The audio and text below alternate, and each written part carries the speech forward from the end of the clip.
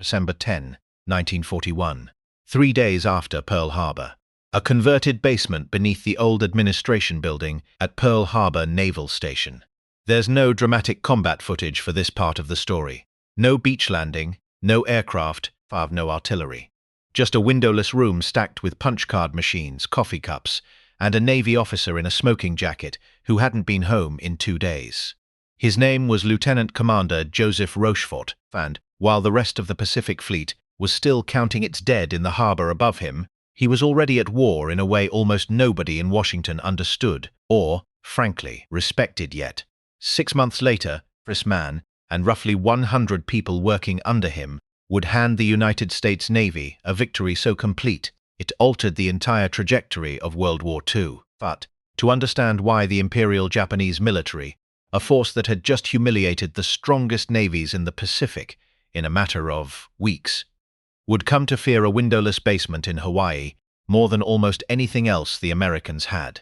You need to understand exactly how dominant Japan actually was in those first 6 months, because the contrast is the whole story.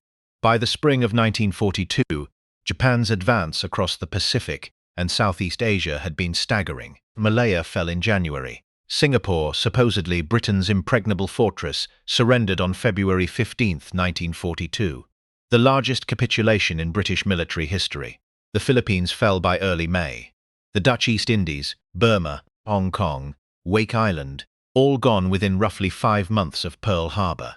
Japan controlled a resource empire stretching over 20 million square miles of ocean and territory, and its combined fleet, built around 6 fleet carriers and a naval aviation corps trained to a standard the US Navy hadn't matched, seemed unstoppable.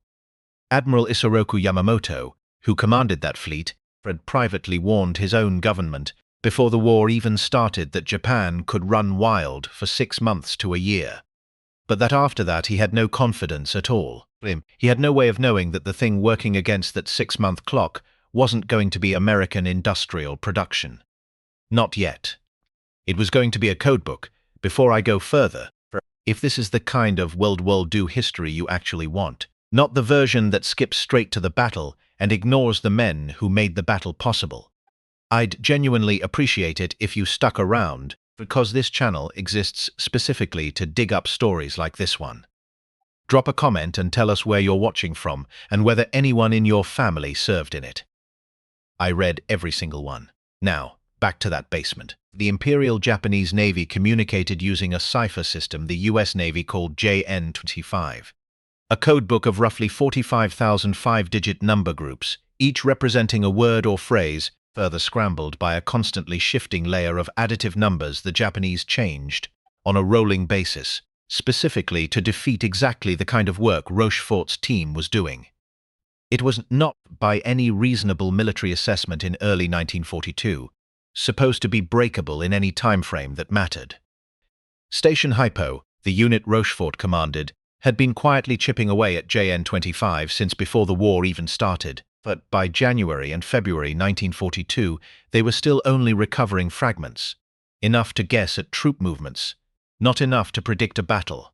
Then, through the late winter and early spring of 1942, something changed, partly through sheer accumulated analytical grinding, and partly because Japan delayed a scheduled changeover to a new, harder codebook.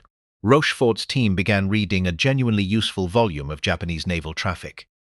By April 1942, they were decrypting and translating a meaningful share of intercepted JN-25 messages within hours of transmission, an achievement that, 6 months into a war, most Americans assumed was being fought entirely with battleships and dive bombers, was happening in total secrecy in a basement most of the Pacific Fleet's own officers didn't know existed. But Japan's military planners had no idea. As far as Imperial General Headquarters was concerned, their codes were secure, their fleet was untouchable, and their next major operation, a strike aimed at a small American installation the Japanese referred to only by codename, was going to finish what Pearl Harbor started.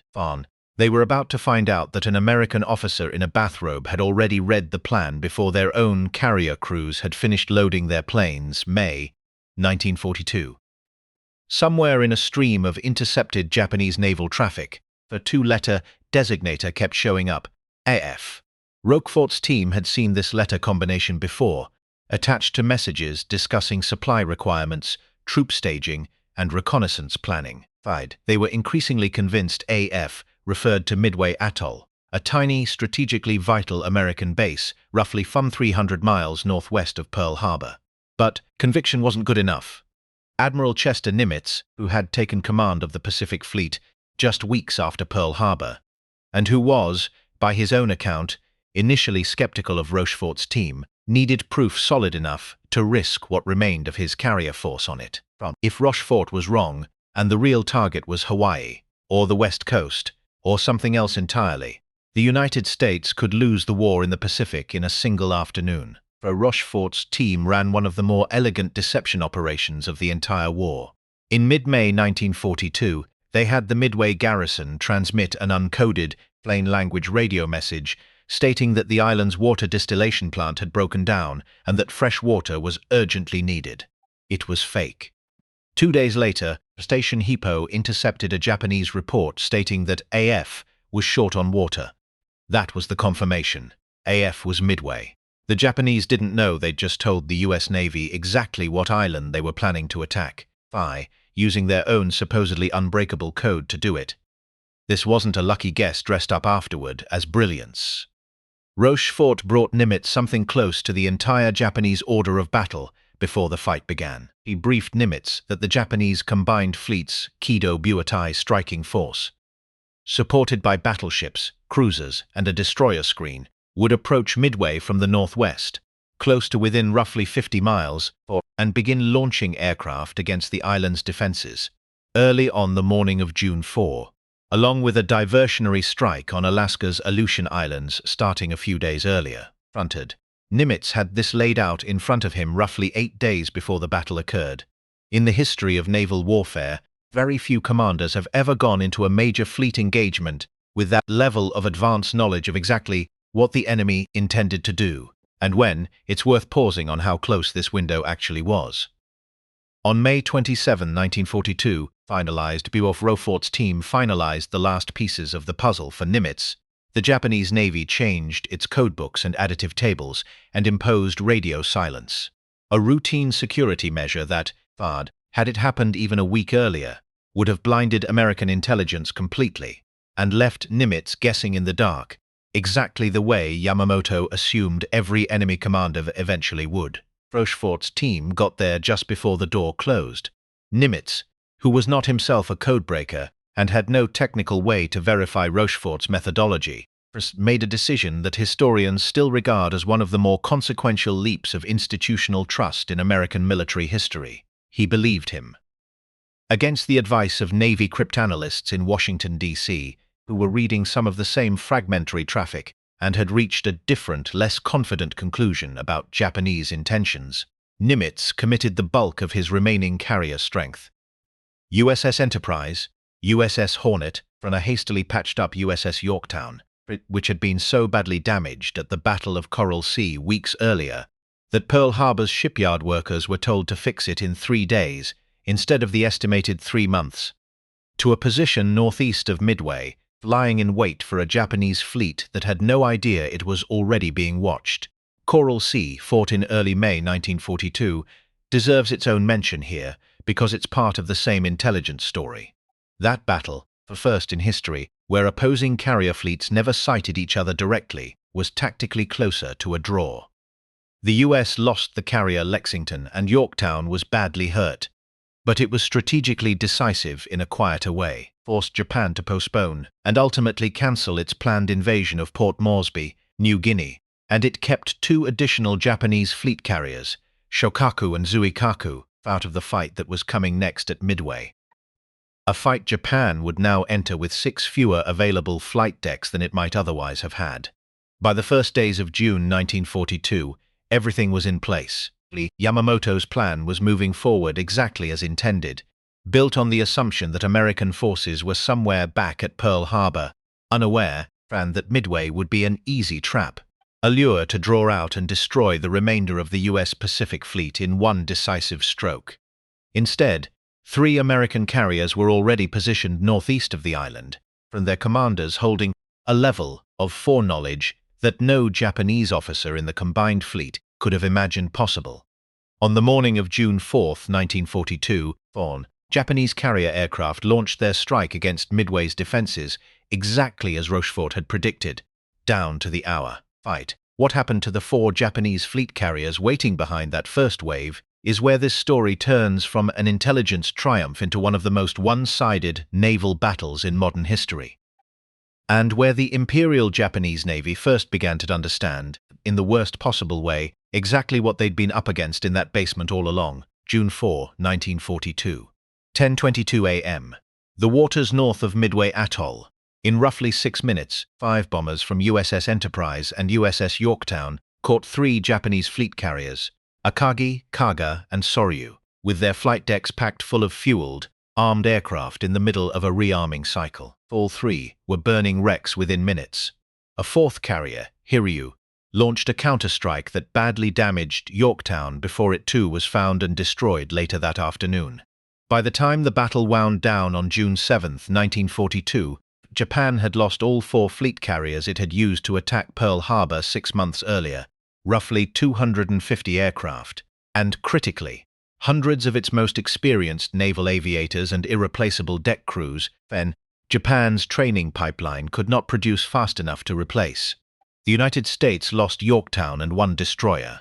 It was, by the estimate of historians Jonathan Parshall and Anthony Tully, one of the most one-sided naval engagements in modern history. And it happened because one man in a basement had read the other side's homework before the test began. Here's the part of this story that answers the feared half of the title, and it's stranger than most people expect.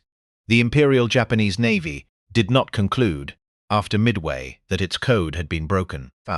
Japanese naval leadership investigated the disaster and largely attributed it to reconnaissance failures, bad luck, and Admiral Chuichi Nagumo's tactical decisions that morning, not to the possibility that the Americans had been reading their mail for weeks.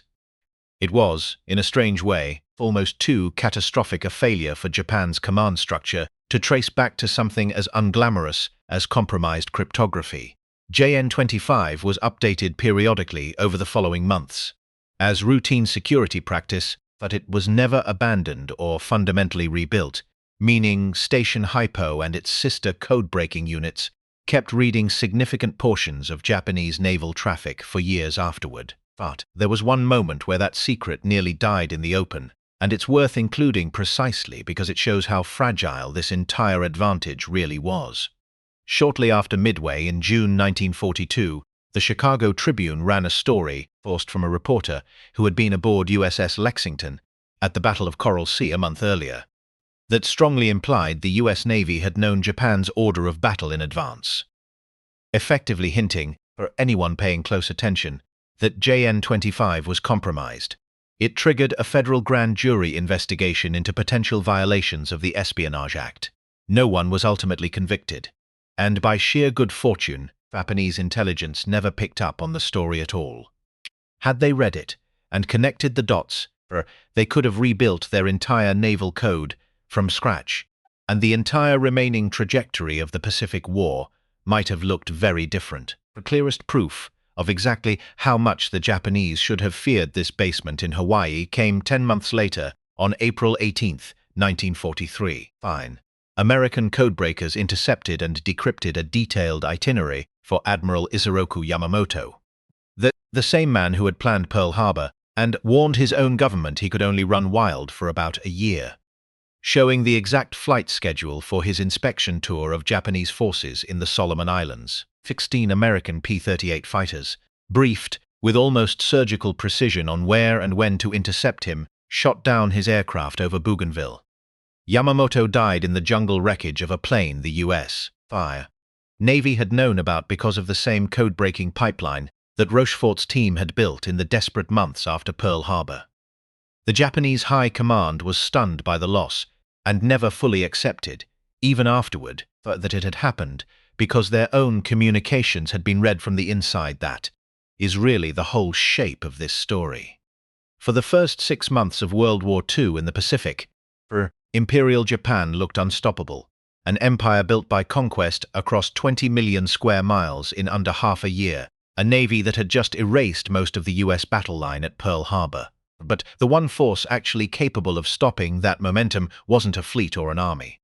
It was a small, chronically underfunded, largely disrespected group of cryptanalysts and linguists working out of a converted basement who read Japan's plans before Japan's own pilots did, and who Japan's naval command never fully understood they should have feared. Right up until the day their commanding admiral's plane went down in a jungle on a schedule the Americans had known for days.